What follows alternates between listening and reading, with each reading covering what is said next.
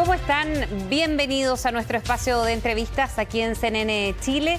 Vamos a hablar de los cuidados de los adultos mayores, algunos conceptos que hay que comenzar a eliminar, por ejemplo, la demencia senil. Vamos a hablar de todo eso y más con nuestra invitada a esta hora. Ella es Susana González, gerontopsiquiatra y magíster en psicogerontología. ¿Cómo está, Susana? Bienvenida a CNN. Patricia, muchas gracias, encantada de estar aquí. Igualmente, hay algunos estereotipos que están muy ligados a la adultez mayor. Y la demencia senil es quizás un concepto que está mal utilizado. ¿Por qué se utiliza así? ¿Por qué se mal utiliza? O ahora algunos se están enterando de eso, Susana.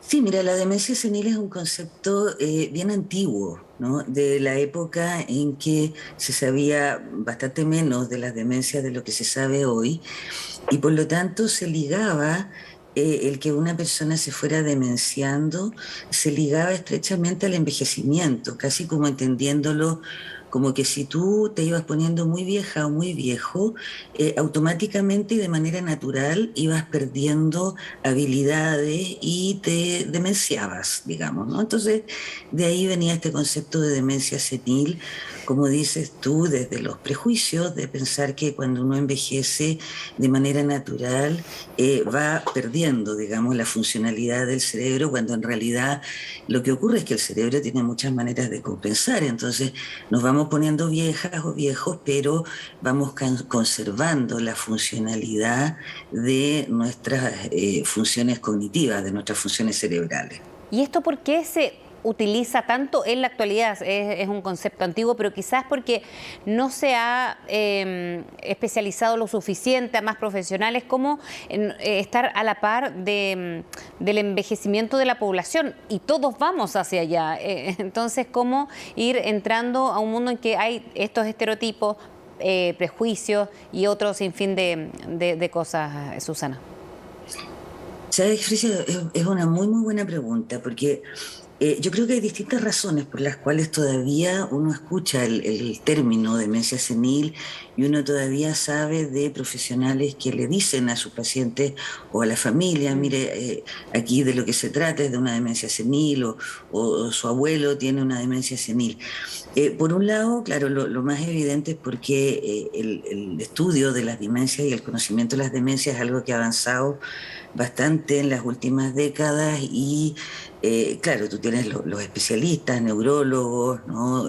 Psiquiatras, psicólogos, en fin, gente dedicada más al tema que sí maneja conceptos más actualizados, pero por otro lado hay profesionales que no necesariamente, ¿no?, manejan los conceptos un poquito más actuales respecto de este tema de las demencias, y por eso muchas veces se arrastra esta denominación más antigua de demencia senil. Pero hay también otra razón que uno la va detectando en la medida que uno va conociendo distintos casos y va atendiendo pacientes y familias, que es que el término demencia senil es un término que se aplica de una manera un poquito como neutra, por decirlo de alguna manera, y que es una especie de salvavidas para aquellos profesionales que tienen muchas dificultades de enfrentar un diagnóstico y de comunicar un diagnóstico que muchas veces es un diagnóstico difícil, complejo, a la que la gente le tiene mucho susto, ¿no? Y que provoca un terremoto, digamos, tanto en la persona afectada de una demencia como en la familia. Entonces, cuando tú dices demencia senil, es como decir, bueno, esto es como natural, ¿no? Esta persona que tiene tantos años, como que es natural que le vaya pasando, y tiendes a suavizar un poquito el diagnóstico. Y eso es un tremendo problema, porque la verdad es que se enseña poco, profesionalmente hablando. A los profesionales se nos enseña poco cómo comunicar diagnósticos difíciles. Y en este sentido, ¿no, Susana, cómo se puede diagnosticar? Porque si hay un deterioro evidente o en la memoria o en la motricidad fina u otro diagnóstico. ¿Eso cómo diferenciarlo y cómo erradicar quizás? Porque la pregunta es, ¿erradicar demencia senil sí o sí? Y dependiendo del diagnóstico, ¿cómo identificar qué es, no? Más allá del diagnóstico propio médico, pero si a lo mejor tiene alguna persona características similares propios de la edad, o eso es un diagnóstico igual. Mira, lo primero, lo más importante es aprender cuáles son los cambios en las funciones cognitivas que son normales con la edad. Y Perfecto. de esa manera entonces uno puede identificar aquellas cosas que no son normales. Hay cosas que son súper normales y que son cambios esperables que van ocurriendo después de los 60, a veces algunos después de los 50 y algo, como por ejemplo que uno empieza a tener más dificultades en acordarse de nombres propios, ¿no? Por ejemplo, mira, ¿cómo se llamaba esa vecina que teníamos cuando vivíamos en tal parte?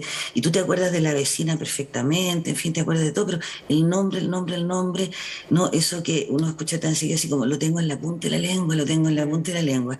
Eso, por ejemplo, la dificultad para recordar nombres propios de personas, de calles, de actrices y de actores, en fin, eso es una dificultad que empieza a aparecer cuando tú envejeces y es normal y es esperable.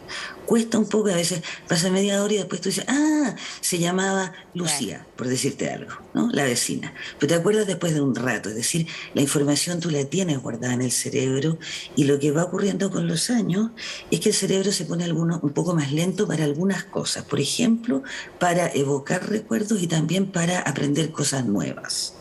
Una persona mayor se demora más en aprender a usar un celular nuevo que lo que se demora en aprender a usar un celular nuevo una persona de menos edad. Entonces, hay ciertas cosas que son normales y esperables, pero hay otras que no, ¿no?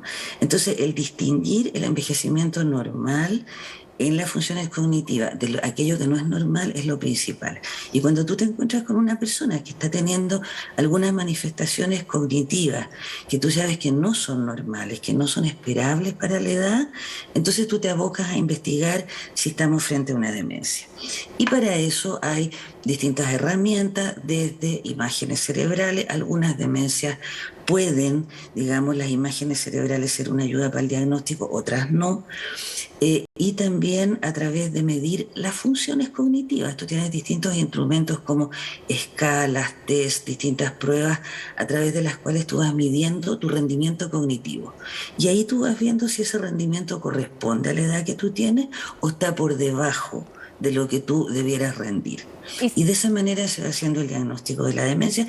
A veces tú complementas eso con entrevistar a la familia y la familia te aporta datos también de que la persona se está conduciendo de tal o cual manera, o que la persona está muy repetitiva y pregunta lo mismo una y otra vez, o que, en fin, hay distintas, digamos, síntomas y signos que apuntan a un diagnóstico de demencia. y se Y puede ahí ir lo aportando. siguiente, digamos, es la causa, ¿no? Porque una Sí. demencia puede tener distintas causas.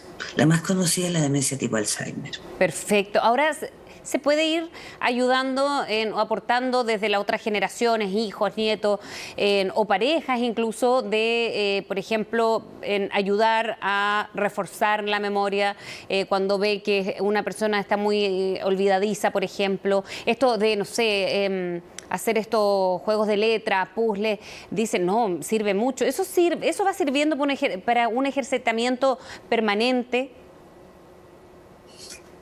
Mira, siempre a lo largo de todo el envejecimiento es importante mantener tus funciones cognitivas vigentes y activas.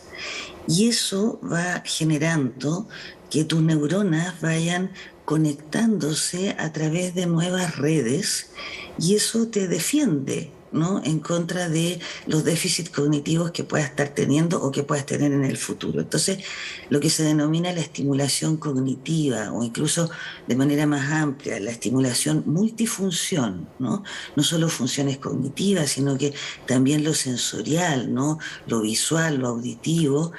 Y como tú dices, ¿no? Que el sudoku, que la sopa de letras, que jugar a las cartas, que leer, conversar, tener vida social, estar desafiándote permanentemente a lo largo del envejecimiento es una muy buena manera de conservar en buenas condiciones tus habilidades cognitivas.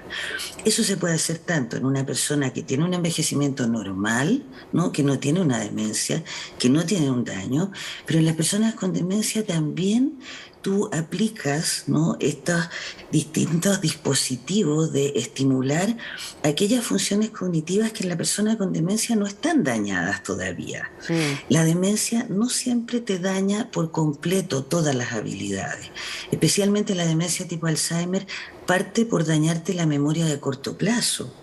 Pero la memoria de largo plazo tú la conservas durante los primeros años de la demencia tipo Alzheimer.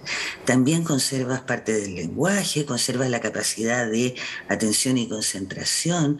Entonces, aquellas habilidades que tú no has perdido, aunque tengas una demencia, es bueno estimularlas y ejercitarlas porque eso te permite ralentizar el progreso. Susana. Entonces, cuando te hacen un diagnóstico de demencia y la gente dice, oh, no hay nada que hacer, eso no es cierto. Ya.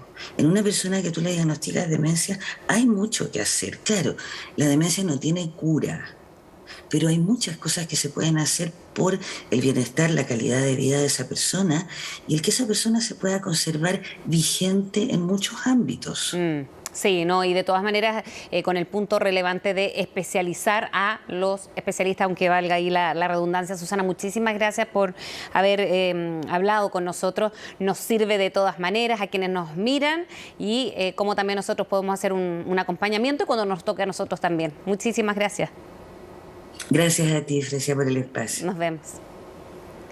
Bien, y de esta manera ponemos fin a este espacio de entrevistas con un mensaje muy claro que tiene que ver con estos estereotipos o en algunos conceptos mal utilizados. La demencia senil, que era el tema que abordábamos en esta entrevista. Los dejamos invitados a que sigan en compañía de CNN Chile. Nos vemos.